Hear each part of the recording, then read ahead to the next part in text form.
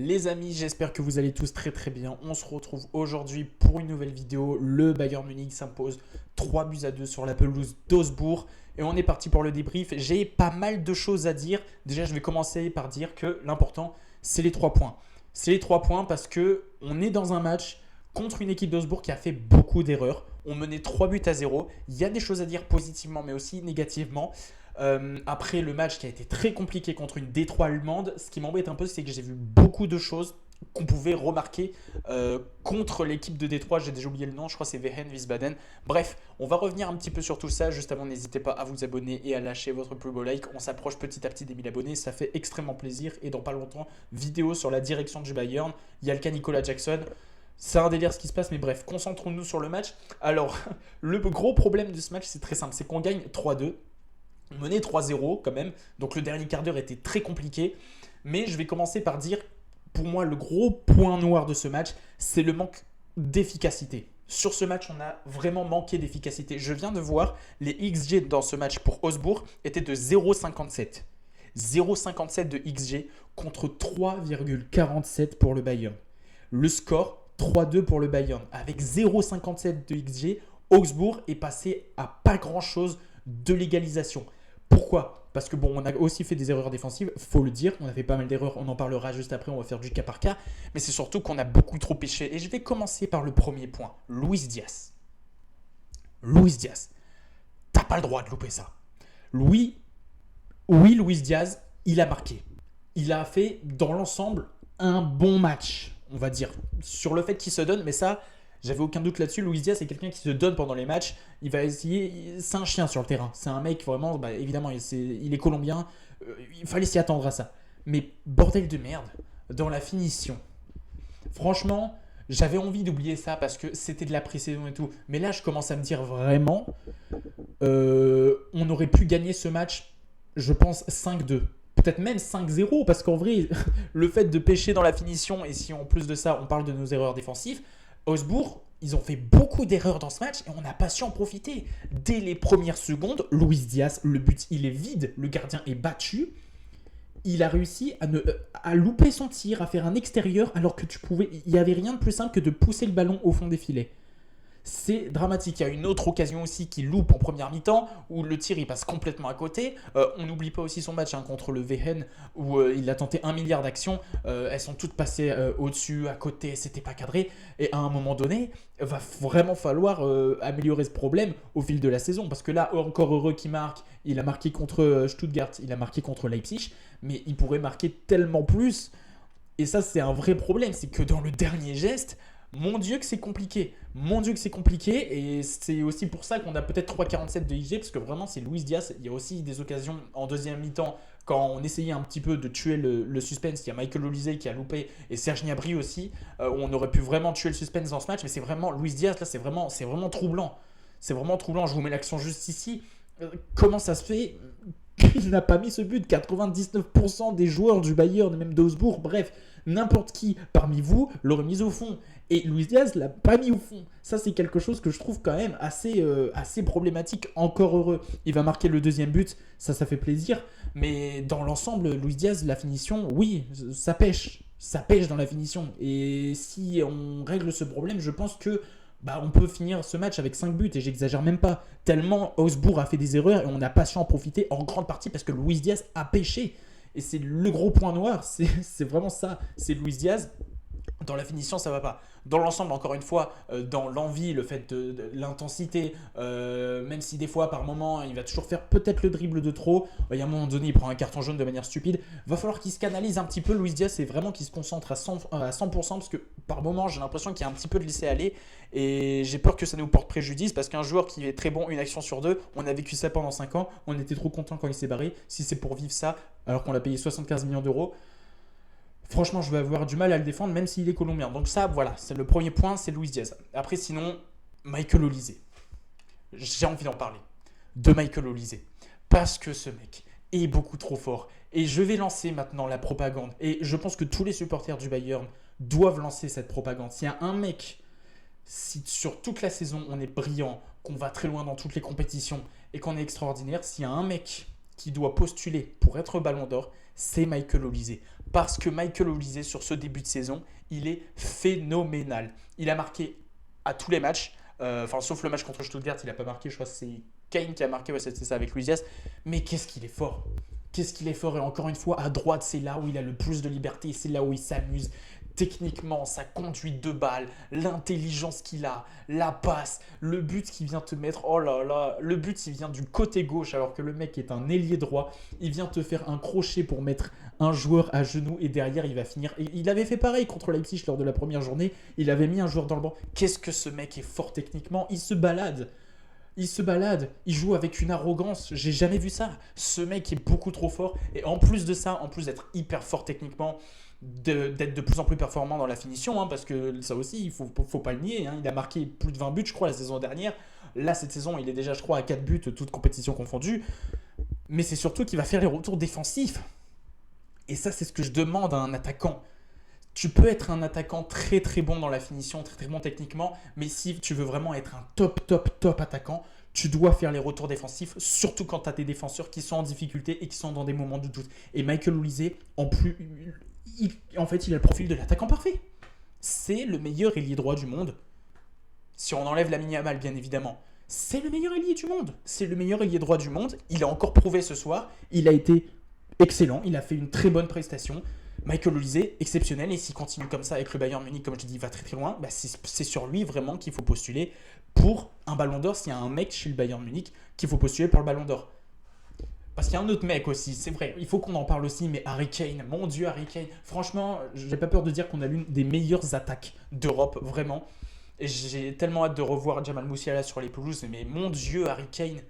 Pourtant, Harry Kane n'a pas marqué et ne s'est pas créé énormément d'occasions, mais malgré ça, il a fait un match exceptionnel. Il fait 2 passes D. Citez-moi dans les commentaires un buteur qui a une meilleure qualité de passe qu'Harry Kane aujourd'hui. Est-ce que vous avez vu la galette qu'il met sur le but de Serge Gnabry? Le centre est millimétré. Ce mec a une qualité de passe. À chaque fois, ça m'impressionne. C'est vraiment un buteur mais phénoménal. Encore une fois, il va décrocher, il va être là au cœur du jeu. C'est pas non seulement un attaquant qui va se contenter de finir, mais c'est aussi un attaquant qui va décrocher pour créer les actions. Il a une vista de malade, ce mec, et ça s'est vu. 2 passes décisives, mais surtout la première, encore une fois, le centre, la galette qu'il vient mettre derrière. T'as Serge Gnabry qui a juste à placer une tête qui est imparable pour le gardien. Il va faire la passe décisive sur le deuxième but. Je crois que c'est Michael Olise, si je dis pas de bêtises, ou sur Luis Diaz. Bon, bref, j'ai un doute, mais en tout cas, il fait 2 passes décisives. Il a été excellent. Il a été excellent sans marquer. Parce que les gens retiennent uniquement les buts d'Harry Kane. Mais si vous regardez tous les matchs, et moi, évidemment, je les regarde tous, ce mec dans le jeu, il est hyper important. Il est hyper important, peut-être même tout autant qu'un Joshua Kimmich. Qu'est-ce que Harry Kane est monstrueux. Et encore une fois, il a fait un match de malade. Il a fait un match de barjo. Et j'espère pour lui très sincèrement qu'il ne se blessera pas, parce que si on perd Harry Kane, et bon, on en reparlera du cas Nicolas Jackson, mais franchement, on a intérêt à ce qu'il carbure tout le long de la saison, parce que sans lui, je ne sais pas ce que le club est actuellement. Il est monstrueux, il est exceptionnel. Dans les joueurs que j'ai beaucoup aimé, Serge Gnabry, encore une fois, Serge Gnabry, c'était le cas contre Leipzig, c'était le cas contre Stuttgart. Bon, il n'a pas été titulaire contre Weheb, il n'a pas fait une grosse entrée non plus parce que l'équipe dans l'ensemble était vraiment très mauvaise. Mais Serge Gnabry, encore une fois, était bon. Alors, est-ce que c'est parce que c'est sa dernière année de contrat? On ne sait pas. Est-ce qu'il a gagné un bon d'achat chez Pepe Chicken, chez Deliveroo? Encore une fois, bon, bref, je fais toujours les mêmes blagues, on a compris. Mais encore une fois, Serge Gnabry, buteur. Serge Gnabry, dans le cœur du jeu, il est très bon. Il a fait les retours défensifs. Il y a par moments à Augsbourg, sur le peu d'occasions qu'ils avaient en première mi-temps, Serge Gnabry, il était là. Alors que Stanisic, lui, était très haut. Mais on va en parler juste après Stanisic. Quand Stanisic, lui, était très haut, Serge Gnabry reculait pour revenir et faire les retours défensifs. À 2 reprises, il y a un moment donné où Augsbourg, il y avait un joueur d'Augsbourg, Manuel Neuer, je pense qu'il était battu. Il y avait vraiment un espace pour vraiment pousser le ballon au fond des filets. Serge Gnabry était là pour pousser le ballon en corner. Et sur ça, j'applaudis. Il faut dire quand Serge Gnabry est mauvais, et on le dit souvent, mais quand Serge Gnabry est bon, et là ça fait 3 matchs que c'est le cas, il est excellent. Et on a besoin d'un Serge Gnabry comme ça. Surtout quand on a un effectif qui est un petit peu dans la galère, et très amoindri et très très faible. Et ça fait partie aussi des points négatifs de ce match. Je vais revenir là-dessus, parce qu'il y a un problème de relâchement. Ça se voit très clairement, il y a un problème de relâchement, peut-être dû à la fatigue, mais c'est surtout dû à un effectif qui est très très faible. Parce que quand tu mènes 2-0 contre une équipe de Détroit, que derrière tu te fais remonter, et quand tu vois la gueule des remplaçants, même si en vrai les remplaçants, ils ont tous fait des très bonnes entrées, mais ça montre à quel point tu manques vraiment de qualité sur le banc, où tu te dis vraiment, t'as pas l'impression de perdre énormément quand t'as un joueur qui sort. Je dis pas que les joueurs sont mauvais, hein, mais encore une fois, quand tu compares aux années quand on élimine le Paris Saint-Germain, quand il y avait Nagelsmann, tu sais, tu avais des entrants. Bon, Serge Gnabry était encore assez bon, mais tu avais des joueurs Cancelo. Tu vois, des joueurs comme ça manque. Des Kingsley Coman, il n'y en a plus. Des Thomas Müller, il n'y en a plus. Et on n'a pas su remplacer ces joueurs-là, qui sont pourtant très importants, même s'ils n'étaient pas forcément titulaires. Mais avoir ce genre de profil qui rentre dans des moments pour maîtriser un score, bah, ça fait toujours du bien. Et aujourd'hui, on n'en a plus trop, des joueurs comme ça. Et quand tu passes de 3-0 à 3-2 et que dans le dernier quart d'heure, tu es en souffrance, bah pour moi, ça relève d'un vrai problème. Et ça, encore une fois, on en parlera quand on va parler de la direction. Parce que, encore une fois, et là, on le voit encore avec le cas Nicolas Jackson, qui est un vrai sketch. Vraiment, c'est un vrai sketch. Ça peut nous porter préjudice. Parce qu'en plus de ça, on n'est pas épargné par les blessures. Et ce genre de match-là, tout le long de la saison, ça va être compliqué. Et en Ligue des Champions, j'imagine même pas le calvaire que ça va être contre des équipes comme Chelsea, comme Arsenal, comme le Paris Saint-Germain, qu'on va affronter lors de la phase de Ligue. Donc ça, c'est vraiment le gros point noir, on va dire, c'est que y a pas assez de joueurs, pas assez d'effectifs, pas assez de qualité sur le banc, et un manque d'efficacité cruel dans les moments où nos adversaires nous laissent beaucoup d'erreurs. Bref, je vais revenir sur le cas par cas. Stanisic, j'en parlais juste avant, il a été très très bon. Franchement, j'ai adoré le match de Stanisic, vraiment. Alors, je rappelle de base, lui, c'est plus un latéral droit, défenseur central. Il a été positionné à gauche parce qu'il n'y a pas Davis, il n'y a pas Ito. Et franchement, il arrive à... Ce que je reprochais à Stanisic, c'est que défensivement, je le trouvais plutôt bon, mais que offensivement, c'était compliqué. Et là, franchement, dans ce match, et même c'était un petit peu le cas contre le Ehen, quand il est rentré, il fait une passe décisive, c'est qu'il se projette plus offensivement. Et franchement, c'est très bien à voir. Parce qu'en plus de ça, quand tu as des ailiers qui décrochent pour faire les retours défensifs, avoir un Stanisic qui se projette offensivement, en plus, techniquement, il n'est pas mauvais, ce mec. Techniquement, il est vraiment pas mauvais et tu sens qu'il s'améliore au fil des matchs. Ça fait plaisir à voir. Ça fait plaisir à voir et on a besoin de voir un Josip Stanisic plus performant, exactement comme il a été lors de son prêt à Leverkusen. C'est vraiment ce genre de profil qu'il nous faut. Et on a besoin de mettre en avant ce genre de profil parce que on n'en a pas beaucoup, comme je viens de le dire. Et avoir des joueurs qui ont des marges de progression comme ça fait plaisir et il faut le souligner. Sinon, défensivement, c'est assez rare, mais Upamecano, il n'a pas été bon ce soir. Un match très compliqué d'Ayot Upamecano qui a fait beaucoup d'erreurs. C'est un petit peu lui le responsable, on va dire, avec Jonathan Tah. Il n'y a pas eu énormément de communication, beaucoup de panique qui vient coûter le but du 3-2. Et c'est à ce moment-là que le match a pris une tournure très particulière où on était en danger alors que vraiment il n'y avait pas de quoi être en danger dans ce match. Beaucoup d'erreurs de la part de Dayot Upamecano. Je ne vais pas lui en vouloir, hein, bien évidemment. Il est irréprochable depuis plusieurs mois maintenant. Mais c'est vrai que là, c'était un match très compliqué, très difficile pour lui, en espérant qu'il revienne sur de bonnes bases. Mais bon, ça, je pense que j'ai pas de doute là-dessus. Par contre, Jonathan Tah, ça commence à faire beaucoup de fois où défensivement, je le trouve très moyen. Il fait beaucoup trop de fautes inutiles. Je l'avais déjà dit, je crois, contre le VN. Beaucoup trop de cartons. Beaucoup trop de cartons. Bon, il n'en a pas pris ce soir, mais il fait des fautes bêtes. Tu sens que sur ses appuis, c'est pas le mec le plus solide, le plus rassurant. Il fait des fautes stupides qui créent des coups francs très dangereux pour l'adversaire. Je suis pas hyper emballé pour l'instant par Jonathan Tah. Je suis pas hyper rassuré, même si physiquement il est costaud contre des attaquants qui ont des gros gabarits la plupart du temps. Ça tient plus ou moins, mais encore une fois, les appuis, et il est trop agressif en fait. Il est trop agressif et ça peut poser problème. Et pour l'instant, il n'a pas pris de carton rouge, il a pris beaucoup de jaune, mais attention parce que des fois, à force de mettre trop d'impact, trop d'intensité dans les duels, dans des gros matchs de Ligue des Champions, si on termine à 11 contre 10 pendant 80 minutes, je pense que ça va vite nous casser les couilles. Donc Jonathan Tah, pas non plus hyper emballé pour l'instant.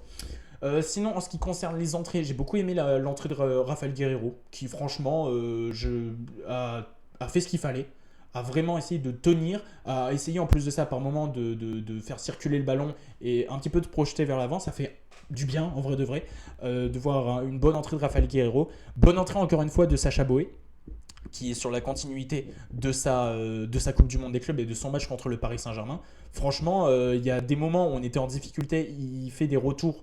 En plus, le mec est costaud, tellement costaud qu'il a failli remplir son casier judiciaire, le mec, parce que vraiment, il a commis un attentat. D'ailleurs, j'ai pas du tout aimé sa réaction. Il a pris un jaune, et heureusement. Mais alors que le mec, vraiment, il était complètement sonné. Je crois qu'il a la mâchoire pétée, grosse force au joueur de Augsbourg. J'ai absolument détesté sa réaction. Vraiment, on espère sincèrement qu'il ira mieux. Mais ouais, sinon, Sacha Boey, en vrai, a fait une bonne entrée. Mais bon, il y a ce moment du match, évidemment, on ne peut pas l'oublier. En plus, ça arrive à la toute fin, dans un moment où... Bon, c'est vrai qu'Augsbourg avait la possibilité d'égaliser, mais c'est vrai que là, il est allé fort. Il y allé très fort, mais sinon, vraiment, défensivement, et moi, c'est ce que je reprochais à Sacha Boey, c'est qu'il n'était pas non plus excellent. Bah là, ça a été le cas. Là, ça a été le cas. Ça fait plusieurs matchs que c'est le cas, tant mieux. Et Pavlovic, par contre, Pavlovic, c'est compliqué. Pavlovic, c'est compliqué, ça m'embête parce que c'est un joueur que j'aime beaucoup. J'aime beaucoup le profil de Pavlovic, mais c'est pas assez. Beaucoup de pertes de balles. C'est pas rassurant parce qu'on a besoin d'un milieu de terrain à côté de Kimmich qui garde le ballon, qui calme un petit peu le jeu, qui essaye de temporiser. Beaucoup d'erreurs, beaucoup de précipitations. Pour l'instant, c'est pas fou ce qu'on voit de Pavlovic, honnêtement. Et ça m'embête parce que, évidemment, je pense que l'enchaînement de blessures et de maladies qu'il a eu font que sa progression est un petit peu stagnante. Je sais pas si ça se dit, mais bref, vous voyez ce que je veux dire. Donc j'ai fait le tour sur ce débrief. Voilà, dans l'ensemble, un match, on va retenir les 3 points. Des choses à régler, beaucoup d'erreurs défensives. On a tendance à se relâcher. Il y a intérêt à vraiment, notamment Luis Diaz, à être vraiment plus efficace parce que vraiment, quand tu vois que les XG sont en notre faveur et de très très loin et qu'on finit sur le score de 3-2, c'est assez inquiétant pour la suite. Donc voilà les amis, pour ce long débrief, j'ai dit tout ce que j'avais noté. Si encore une fois ce genre de vidéo vous plaît, n'hésitez pas à vous abonner. On se retrouve très bientôt pour la reprise des lives. Ça y est, je suis de retour chez moi. Et quant à nous, on se dit à très bientôt pour une prochaine vidéo, un prochain live. Allez, salut.